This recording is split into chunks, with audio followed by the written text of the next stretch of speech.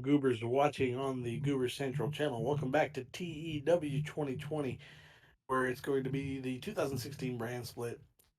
Fortunately, we do have some news. Myth is going to be taking some time away, so the series will continue with me and Drew up Smackdown until his return. Um, as it stands, he was beating me 6-1, so we're gonna. I still had some clawing back to do, but hopefully he's doing okay and he comes back in due time whenever he's ready to go. But we're gonna come back with a Raw, uh, kicking things off.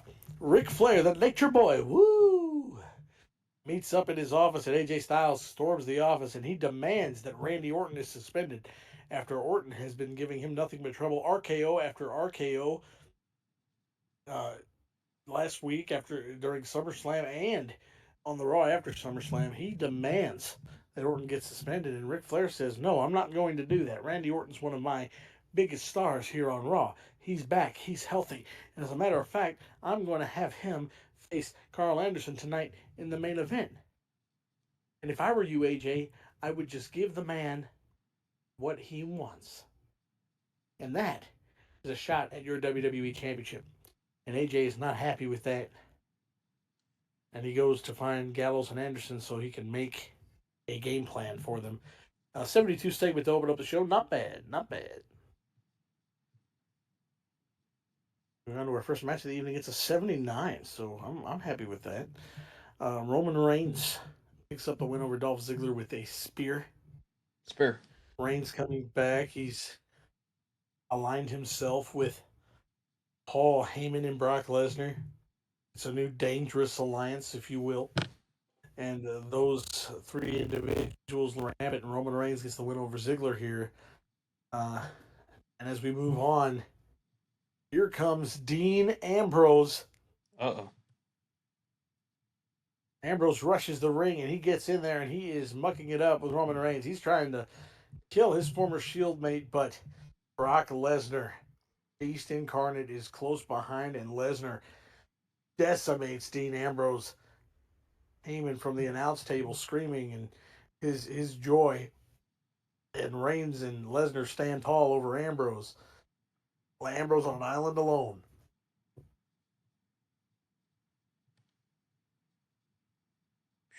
Next segment, it's a 46, which it does do better than what we've been seeing with Bo Dallas.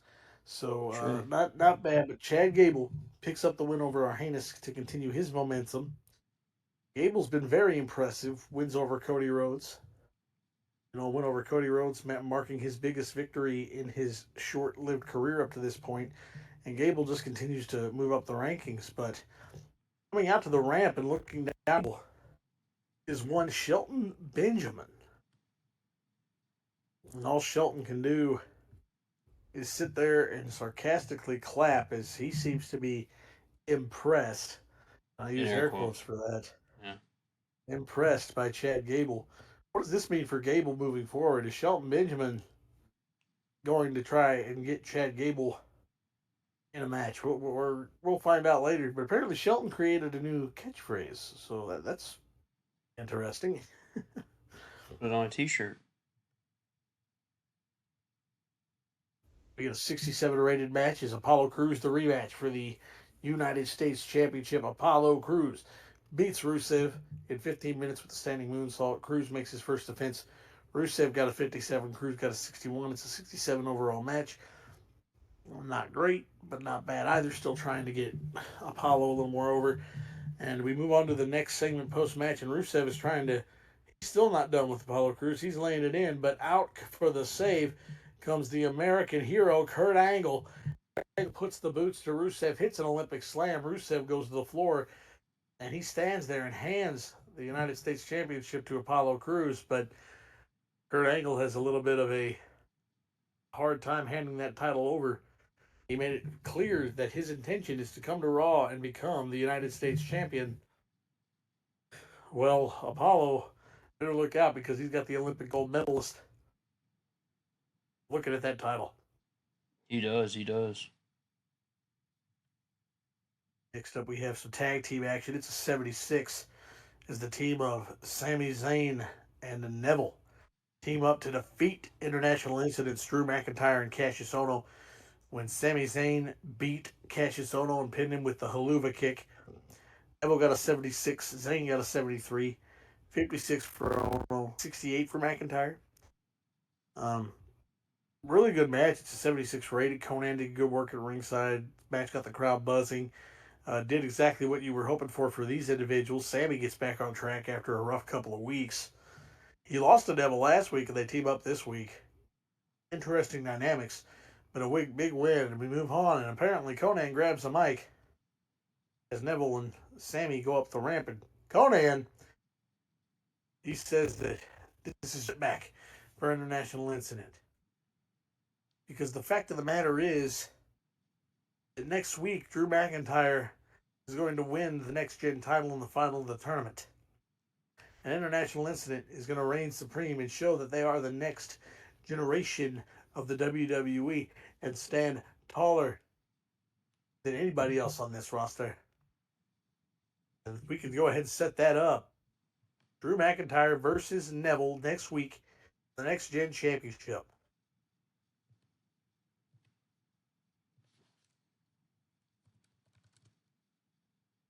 This should be a very, very interesting contest, to say the least. There you go. I mean, it's main event time, I believe. 77, Randy Orton picks up the win over Karl Anderson. We punted him. Oof. Oh, no. Oh, Karl. Randy Orton sending even more of a message to AJ Styles. Orton got a 76. Karl got a 59. Team in advance. Karl Anderson was off his game, and that does hurt the rating. 77 is Orton. Punts. Randy punts Karl Anderson's head off to win this match. He wants his title match, and he's willing to put the club down to get it. Randy with a big win, but here comes AJ Styles. He's trying to put it on AJ. AJ's trying to put it on Randy. But Randy sees it coming, and he hits another RKO, and he leaves the champion laying again. And he picks up the WWE Championship and holds it high above his head. Is AJ going to give Randy Orton the shot that he demands? Well, we're going to find out in short order, probably sooner rather than later. And that is how we go off the air with a 79 rated segment. Go ahead and finish this show up and see where we land. The 78. Not horrible. Not great, but it's not horrible. I'll take a 78. We're getting there. See those pre-show matches, you see those, that would have helped the main card, but it is what it is. Well, I guess the next thing up is Smackdown. We'll see. We'll see what the Smackdown brand has cooking up. We'll see you for SmackDown in like 3 seconds. Welcome, everybody, to Thursday Night SmackDown. We're here at the Fifth Third Arena in Ohio. Don't know where in Ohio, but I am taking the spot of Myth to explain the show. Devin is here if I need him, so I will. We open up SmackDown with Shawn Michaels with a huge announcement. Kevin Owens is going to defend the Intercontinental Championship against John Cena in the main event for the Intercontinental title. Can John Cena become a Grand Slam champion as early as tonight? He's got a good shot. 100 rated segment, by the way. Then we go to our opening match. 61. We see Rhino kind of mop the floor with Sin Cara for 15 straight minutes, but he doesn't win with a gore. He wins with a pile driver. And he's trying to kill people. All Rhino wants to do murder. After the match, the Dudleys and Rhino are taking it to the Lucha Dragons, and out comes Rey Mysterio. 72 rated segment. Rey Mysterio makes the save, and maybe we'll see a 6-man tag down the line. Who knows? Rey Mysterio has backup now with the ECW originals. We'll work on the name. Then we get to a fatal 4-way women's championship match. I mean, not women's championship. Number one contenders match for the women's championship. Winner getting a shot at Becky Lynch at Backlash. We saw Naomi get the win as she pinned Sasha For Banks Sasha. with the rear view, and Naomi is the weakest Naomi. in the match. That's tough, but Oh well, but Backlash. at Backlash, Backlash. the women's championship will be on the line as Becky Lynch, our new champion, will defend against Naomi. There we go. Next segment. The Miz has been really going through it after losing the Intercontinental Championship at SummerSlam. He grew attached to that IC title, an unhealthy amount. But He's lost his mind. Maurice is trying to talk him out of trying to talk him off this edge here, and it's a slow process for the Miz, and I wish him well. 75 rated segment, Get well soon, Miz. but in a 67 rated match, we saw the New Day, the tag team champions, beat the Shining Stars with the Midnight Hour. Impressive, Primo got a 60. yeah, impressive performance by the Shining Stars, huh? Not bad for a couple of losers. Oh, wait a second, and then Day gets confronted by the Vaudevillains. Maybe that's the New Day's next challengers, and we'll find out in very shortly if they're the next challengers. Not tonight, but shortly. But speaking of tag team matches, we have a tag team match here as we see the Social Outcasts take on the new Team Taz, Bobby Lashley and Jason Jordan. And Bobby Lashley knocked out Curtis Axel to win, He pummeled him. He pummeled him. He killed him. and Heath Slater and Curtis Axel though they showed to be an excellent tag team. Devin. All right, maybe there's something there. Curtis Axel also outperformed Jason Jordan, which isn't a shock, but something to talk about, I guess. 65, and then we get an 80 rated hype package between Sheamus and Cesaro. We've already confirmed that their final match and their series is going to be at Backlash. We see Sheamus in action up next Backlash. against Gold Dust. And whoa. The carry. A 78 rated match by Sheamus and Gold Dust. I believe this was a rekindling of their. They had a little something in on ECW, did they not? I think so. He got beat then too. And then we see Seth Rollins get interviewed, and he says he will have the best seat in the house for tonight's main event between John Cena and Kevin Owens for the Intercontinental title I mean, he can't be happy. He earned the number one contendership to the Intercontinental title last week, against Alberto Del Rio. Mm-hmm. and the line is being jumped by Cena here. Yeah, I mean it's favoritism. It's a double standard. But Seth Rollins doesn't seem to be angry. He just says he'll be at ringside for tonight's main event. Maybe he'll even join Mauro Ranallo and Michael Cole on commentary, and they're joined by somebody else. I'm just blanking. Sorry, Myth. Oh, 67 between Kenny Omega and John Morrison. And he's not super over.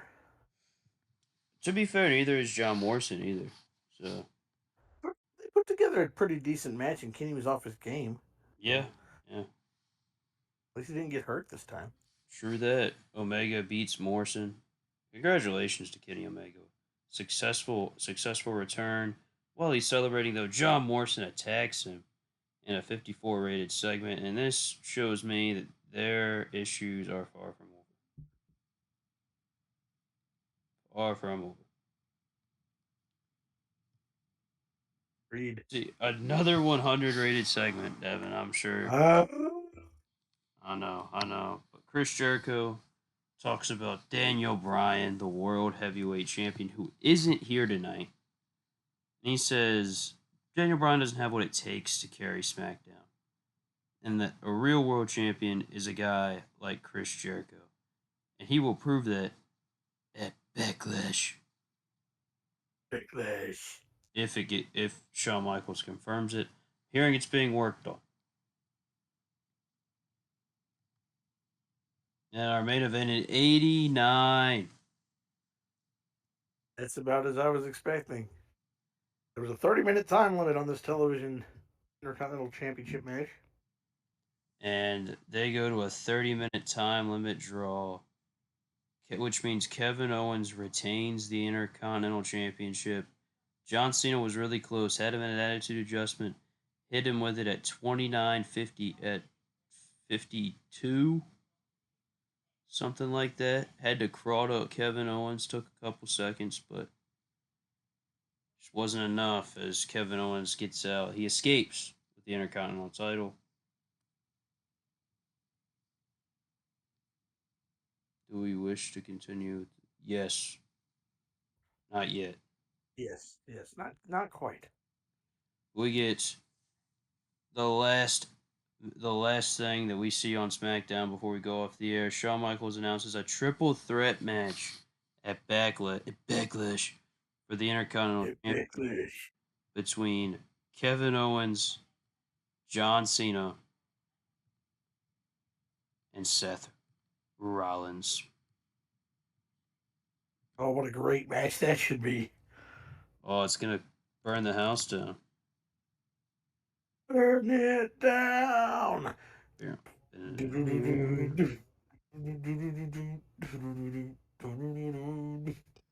What a match that's going to be. An 88 to end the night, Devin. I wonder what SmackDown's going to get. Better than me. 88. Oh, he blew you out. SmackDown is just a show. I don't know what to tell you. It's just a better show SmackDown wins right now. this week. But we're not done for this episode, are we, Devin? No, we're not. With the new formatting of the shows, we've decided to take NXT's weekly episodes, stick them on to the SmackDown and Raw episodes as well. So we're going to be right back with some NXT. And we're back with NXT at Universal Studios. William Regal, our manager, gives an update on Christian Cage after the Muscle Buster from Samoa Joe. Devin, as you know, Christian has a good amount of concussion history, and not a lot of noteworthy neck and back history, but that Muscle Buster took a lot out of him. That man has a family, and any hope of him getting back in the ring here in NXT that went out the window after what Samoa Joe did. It sounds like.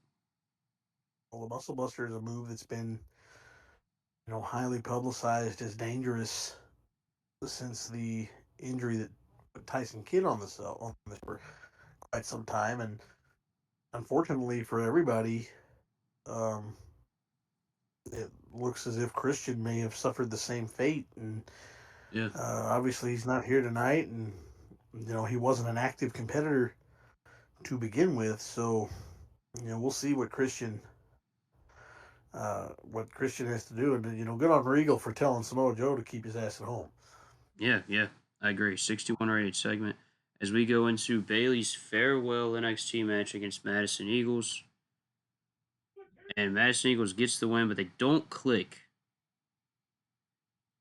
And they get a 41, which is a shame, but Bayley gives the rub to Madison Eagles on the way out. It's a big win for Madison Eagles. It is 41, but then, oh, good lord. The NXT Tag Team Champions, Mark and Jay Briscoe, are, quote, dying for someone to step up to them for the NXT Tag Team Championships. The NXT Tag Team division is very deep. You and I know that, and people at the PC know that, but the NXT faithful and the WWE Universe are going to figure that out very soon, I think. As coming up next, we're going to see Roppongi Vice, Rocky Romero, and Trent Beretta taking on Shane Thorne and Nick Miller, TM61. I probably just jinxed them. 43. Shane Thorne beats that Team 6-1 beats Roppongi Vice. Shane Thorne beating Rocky Romero with a shooting star press. Team 6-1 not over, but not shocking there. We're trying. We got to do something, right? That's working. I gotta get them over, timing. Timing. You gotta start somewhere. Absolutely, absolutely. We get a 43 there. And we hear from Adam Cole, baby. So he says next week, the NXT Universe will see what he is all about. As Adam Cole makes his in-ring debut next week, I am excited for Adam Cole to make his debut here in NXT. I agree. Adam Cole, highly anticipated debut. Many highly anticipated debuts that NXT has in store. Absolutely. It's like the rosters kind of had a turnover here. And coming up next in our main event, we get to see one of the guys who was one of the turnovers. Well, actually, all four of these guys. These guys haven't been in NXT long at all because in our main event, we have Austin Aries and Bobby Roode, former tag team champions in TNA, taking on the NXT champion Shinsuke Nakamura and Jay Lethal.